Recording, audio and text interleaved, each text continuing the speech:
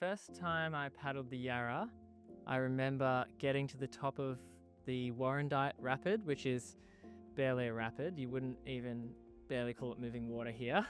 And yeah, just paddling back at the top, not wanting to go down, and getting really, really scared.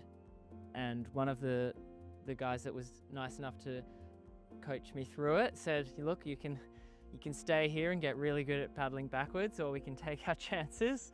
And yeah, never looked back from there. That was really the first time that I got the rush of being on moving water and how cool it feels to go down rapids. Slalom just captured me because my older brother also did it.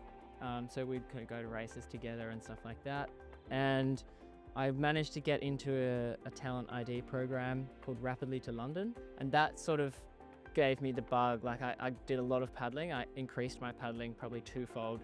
Toughest question I've had to ask myself maybe would be, am I going to win any races doing what I'm doing?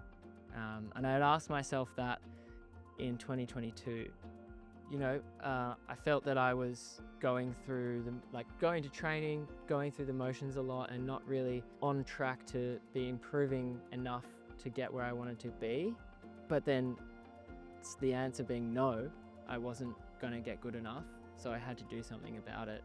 And that was sort of what led to me moving to France for 8 months. As you get along in your career, you definitely look back at some of the things that you felt didn't go well, and you realize how much they led to you learning or doing different things, you know, changing yourself as an athlete and a person. And I think after the Tokyo selections, I changed quite a lot as a person and as an athlete, and so that had to happen for me to be where I am today. It was definitely one of the highlights of my career, and it really validated, you know, all the effort that I'd invested to improve in paddling and, you know, go for another Olympic cycle after disappointment from the Tokyo selections. Yeah, it was huge. It meant the world to me, and yeah, I'm so proud of how I went about it. I remember competing at Paris. I remember specifically that, like, just before the start, it's a really strong memory where you're warming up and you're kind of behind this sort of banner thing that was hanging off the kite cross ramp, and then you sneak around in front of it, go into the start blocks, and then there's a massive crowd in front of you, and you can hear the announcer. You're sitting there, the big TV boom comes down right in front of you. You can see yourself on the screen just there, and you know, you've got to set all of that aside and just lock in and focus.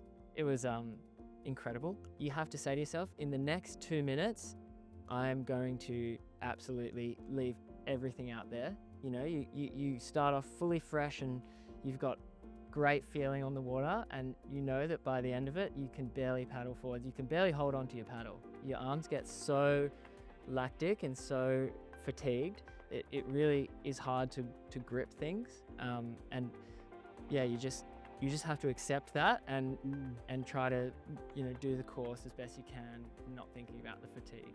I often find that after a race, you get hit with this wave of tiredness, just a mental fatigue rather than physical, and you just need to go to sleep or relax or something.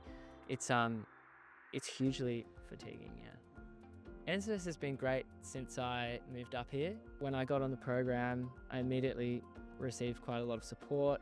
You know, they do so much in terms of helping us with whitewater sessions, servicing, you know, physio and nutrition and that kind of thing. Just all the sort of benchmarks across high performance you get, NSWIS provides. So yeah, just been there from the start really, and yeah, been great.